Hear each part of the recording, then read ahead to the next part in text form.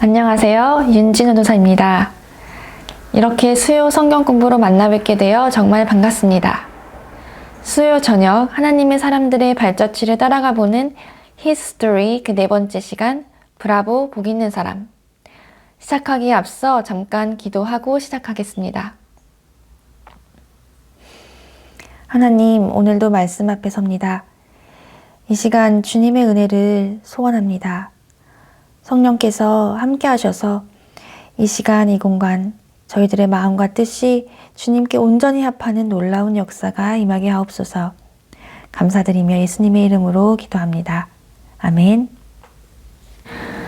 여러분의 기억 속에 가장 어린 시절 암송했던 말씀 혹시 기억하시나요? 네, 저는 아직도 생생하게 기억이 나는데요.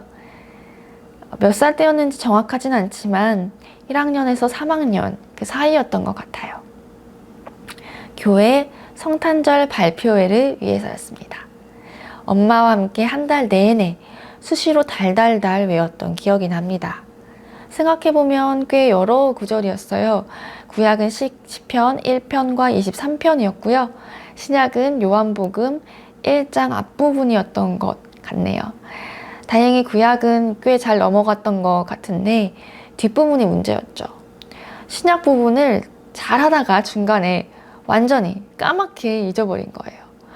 그 후로는 대체 기억이 나지 않을 정도로 머리가 온통 뒤죽박죽 되어서 시간은 흘러가고 그동안 열심히 했는데 속상하고 화도 나고 그 많은 사람들 앞에서 홀로 선 저와 또 그 앞에서 열심히 힌트를 주시던 엄마, 네, 그 모습이 아직도 선명히 기억이 나네요. 그땐 참 부끄러웠는데 이젠 잊을 수 없는 추억의 한 페이지가 된 것 같습니다. 누구나 한 번쯤 암송해봤을 그 구절. 오늘 본문 말씀 바로 시편 1편입니다.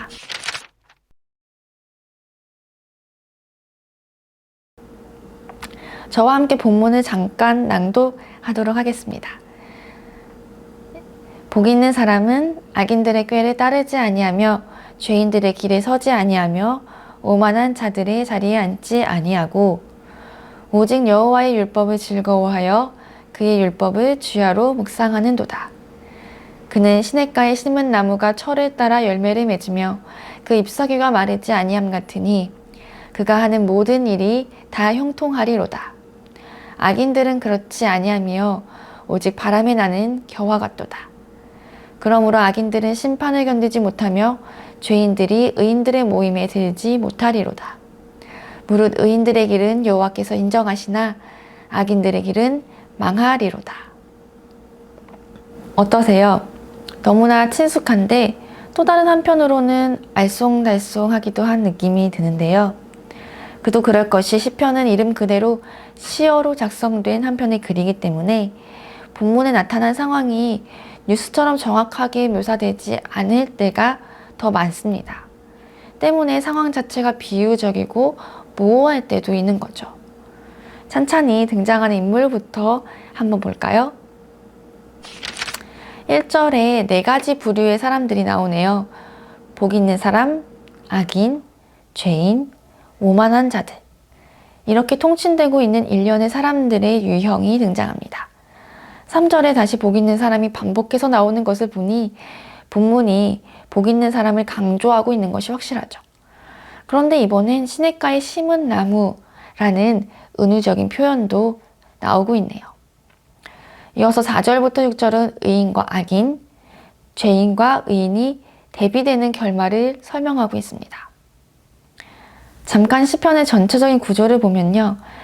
시편 1편은 총 150편으로 구성된 권수로는 5권의 합본집으로 되어 있는 방대한 책인 시편의 인트로덕션이자 요약이라는 것을 알게 됩니다.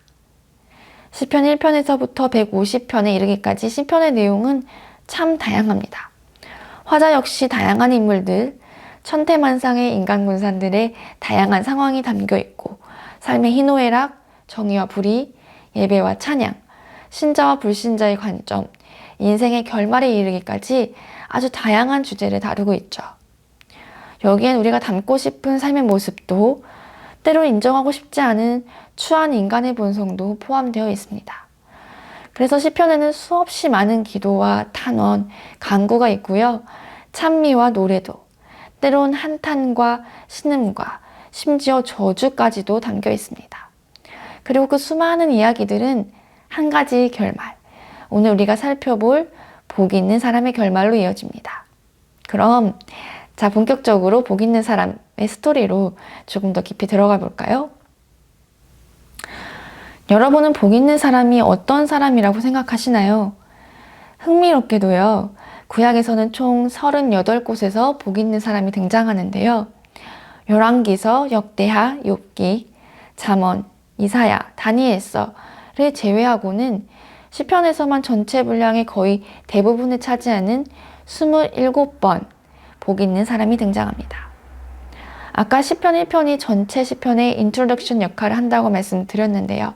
그만큼 복 있는 사람이란 주제가 시편 전체를 관통하는 내용이라 해도 과언이 아니겠죠. 책이라면 프롤로그처럼, 영화라면 예고편처럼, 드라마로는 맛보기와 같이 아주 짧은 분량이지만 그러나 압축적으로 복 있는 사람이 누구인가를 소개하고 있습니다. 복 있는 사람, 영어로는 더 심플하죠.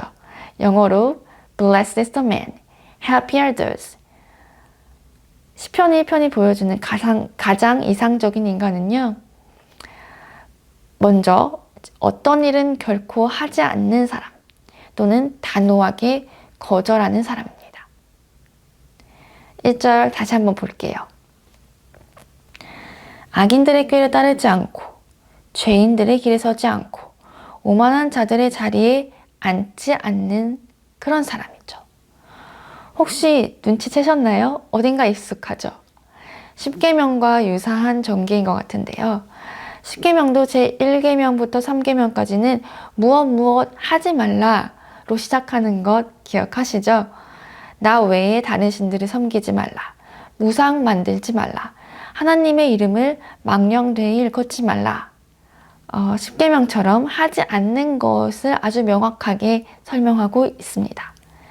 악인, 죄인, 오만한 자들로 구별되는 사람들의 유형과는 다른 선택을 한다고 합니다. 히브리어 원어로 보면 더 와닿는 것이요. 영어도 그렇지만 모두 동사의 형태, 액션 버브가 쭉 열거되어 있습니다.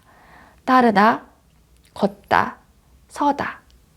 이 세 가지 행위가 부정되고 있습니다. 따르다는 말은 더 직설적으로는 걷는다. 즉 영어로 walk이죠. walk, stand, sit. 그 사람이 활동하는 모든 장소, 지향하는 방향, 보내는 시간을 모두 포괄하는 개념이 되겠죠. 걷고, 서고, 앉는 모든 행위를 볼 때 복 있는 사람은요, 분명 악인, 죄인, 오만한 자들로 통칭되는 부류와는 다른 것을 선택하고 행동한다는 걸 알 수 있습니다. 여기엔 이 사람의 분명한 기준이 있겠죠. 그런데 말이죠.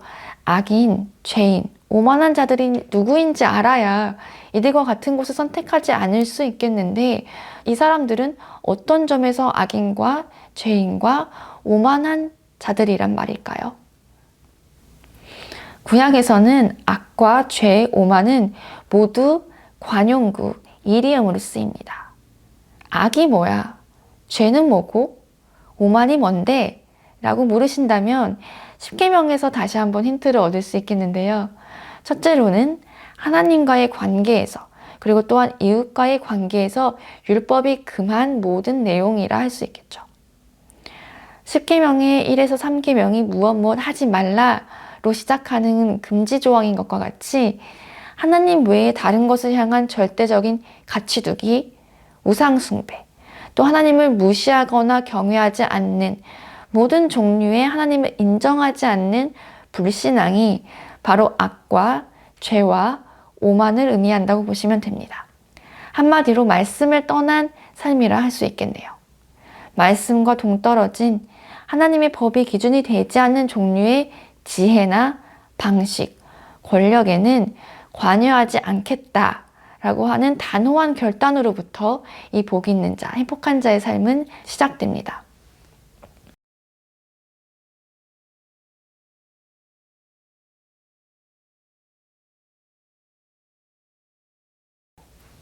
하나님과의 관계에서 부끄러운 일은 하지 않겠다는 결단, 그리고 하나님을 내 삶의 주님으로 고백하고 인정하기 때문에 그분의 말씀을 따르기 위해서 율법에서 금한 것들은 거절하고 하나님을 인정하지 않는 사람들과는 다르게 살아가겠다.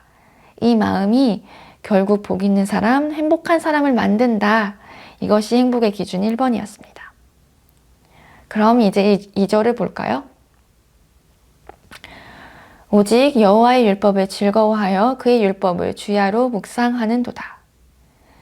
네, 이제 좀 더 구체적으로 언급하고 있죠? 율법, 즉 토라. 하나님이 주신 계명과 말씀들이 드디어 나왔습니다. 복 있는 사람, 행복한 사람은 하나님의 말씀을 즐거워하기 때문에 항상 그 말씀이 이 사람 입에, 머리에, 마음에 있다. 이런 말씀이죠.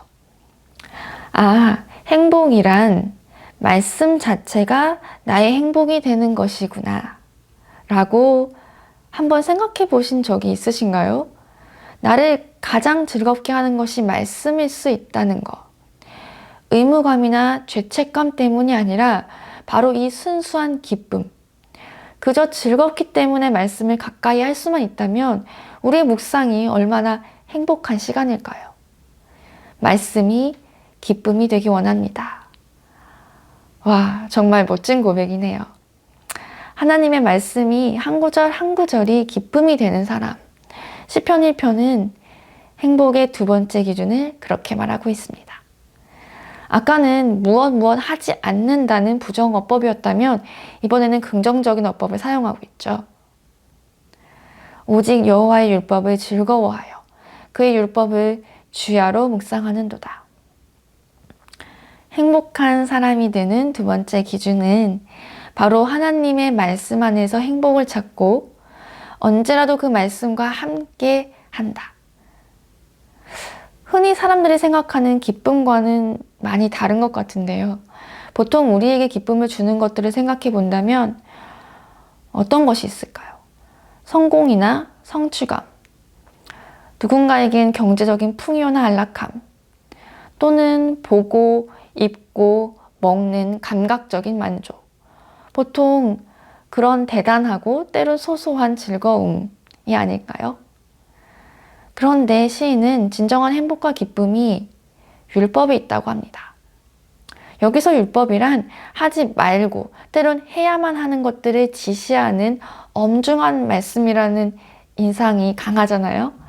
그런데 흥미롭게도 여기서 말하는 이 복 있는 사람이 바라보는 율법은요, 하나님의 말씀을 보는 관점이라고도 할 수 있는데요. 이건 조금 다른 것 같아요. 즐거워서 묵상하는 것. 여러분, 너 말씀 묵상해야지. 불평하지 말고 그것마저 즐겨. 여기서 이렇게 말하고 있는 것은 아닙니다. 여호와의 율법을 즐거워하여. 이 말은 말 그대로 말씀 안에 말로 표현 못할 그런 종류의 기쁨이 있대요. 그래서 그저 자연스럽게 즐겁기 때문에 주야로 묵상하게 된다. 네, 여기서 순서가 중요해요. 반대가 절대 아닙니다. 우리가 말씀을 건조하고 경직되게 볼 때는 그저 엄하고 무섭기만 할 거예요. 그래서 이 구절을 보고 딱 숨부터 막힐지도 몰라요. 와, 이제는 말씀 묵상하는 거를 즐거워하기까지 해야 돼? 밤낮으로 읽어야 돼? 그렇게까지 해야 된대? 그럼 당연히 부담으로 다가오겠죠. 지시적이고 수동적으로 보면요. 그런데 정말 그럴까요? 여기서 오직이라는 단어는 원어의 구조에서는 오히려라고 이해하시면 더 좋은 표현인데요. 그래서 앞구절과 이어서 봐야 합니다. 1절에서 하지 않는 세 가지가 있었죠. 악인과 죄인과 오만한 자로 통칭되는 하나님을 떠난 사람들의 지혜와 방식과 논리를 거절하는 것이었어요. 그런데 키임, 오직, 제 표현으로는 오히려 또는 대신에. 네, 이제부터 본격적으로 복 있는 사람의 기준이 제시가 돼요. 그보다는 오히려 앞에 나온 것과 비교 대조적으로 이 사람은 다른 사람들이 추구하는 어떤 기쁨의 조건들보다 하나님의 말씀을 더 귀하고 중하게 보고, 따라서 말씀 안에서 기쁨을 찾고 그것을 일상의 기준으로까지 삼는다는 뜻입니다. 그래서 주야장청 말씀 읽어야 돼 이런 얘기가 아니라, 하나님의 말씀이 다른 가치나 즐거움과는 대체 불가한 것을 알고 더 좋기 때문에, 더 기뻐하기 때문에 이 사람은 자연스럽게 삶이 말씀과 일치하게 된다라는 이야기가 되는 거죠. 여기서 묵상한다는 말은요, 작은 소리로 읊조린다는 또 다른 액션 버브인데요. 새나 동물이 소리내는 것을 표현할 때도 쓰이는 말입니다. 그러니까 새가 쥐저기듯이, 사자가 으르렁거리듯이 이 사람 역시 너무나 자연스럽게 이 사람의 삶에서 순간순간 말씀이 나오는 거예요. 의무감이 아니고 오히려 더 즐겁기 때문에.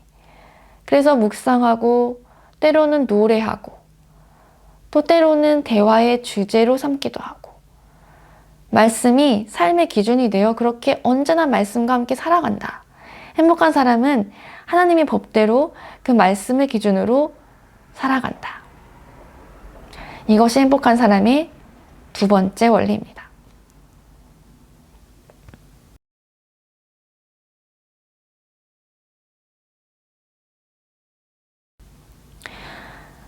(3절) 이제 이런 사람, 복 있는 사람의 결론이 나오는데요. 함께 읽어볼까요? 그는 시냇가에 심은 나무가 철을 따라 열매를 맺으며 그 잎사귀가 마르지 아니함 같으니 그가 하는 모든 일이 다 형통하리로다. 아멘.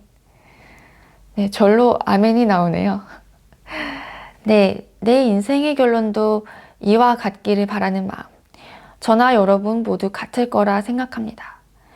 지금까지 살펴본 것처럼 말씀을 기준으로 삼아 그렇지 않은 것은 거절하고 대신 말씀대로 살아가기로 결단하고, 말씀을 내 삶의 행복의 기준으로 삼고 일상에 녹여내고 증거하는 그런 사람이 시편 1편이 말하는 복 있는 사람, 행복한 사람이었죠. 이 행복한 사람의 결론 역시 참 아름답습니다. 생명나무의 이미지가 여기에 나오는데요. 생명수 강가에서 영원히 잎이 마르지 않고 철마다 열매를 주렁주렁 맺는 이 나무. 요한계시록의 천국 묘사에도 등장하는 영생을 상징하는 나무입니다. 여기서 형통 또한 관용적인 표현인데요. 손대는 것마다 대박이 난다는 이야기가 아닙니다. 형통의 대명사라고 볼 수 있는 요셉의 이야기에서 너무 잘 알고 있듯이 성경이 말하는 형통은 감옥에 들어가지 않고 이집트의 노예로 팔리지 않는 그런 행운이 아니라, 비록 현실에서는 때로는 억울하고 남들보다 더 고생할지는 모르나 하나님께서 함께 하셔서 어디 있든지 무엇을 하든지 하나님의 그 섭리 가운데 인도함을 받는 인생을 묘사하는 단어입니다. 요셉이 그랬듯이 마음과 행실이 하나님의 마음에 합하여 하나님이 결국에는 들어쓰시고 축복하시는 사람, 참 복 있는 사람, 행복한 사람의 특징이라 할 수 있는데요. 이 사람의 결론이 한마디로 형통이라는 거죠. 결국엔 하나님이 인정하시고 하나님이 기뻐하신다. 그 사람의 마지막은 영원한 생명을 누리게 된다는 것을 말씀하고 있습니다. 행복한 사람, 복 있는 사람의 결론은 형통이다. 세 번째 원리입니다.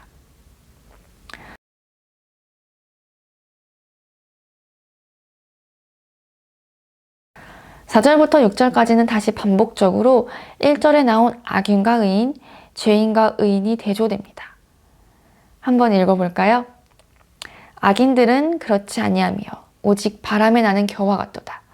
그러므로 악인들은 심판을 견디지 못하며 죄인들이 의인들의 모임에 들지 못하리로다. 무릇 의인들의 길은 여호와께서 인정하시나 악인들의 길은 망하리로다. 악인들은 행복한 사람의 결론과는 다르다. 이들은 시냇가에 심은 나무처럼 형통하지 못하고 결국 생명 없는 곡식 껍데기처럼 흔적도 없이 의미 없이 사라질 뿐 하나님 앞에 서지 못한다.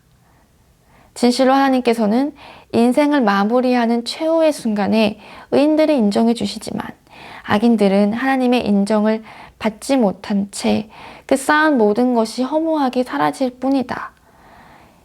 바로 이 결론으로 시편 1편은 마무리가 됩니다.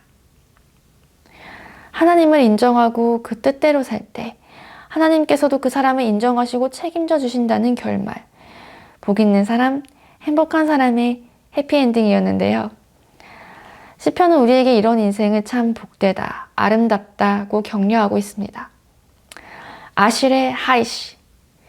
히브리어로는 감탄의 어조, 시적인 어감이 잘 살아나는데요. 아실의 하이시. 참 복되도다 이런 사람 정도로 이해할 수 있겠네요.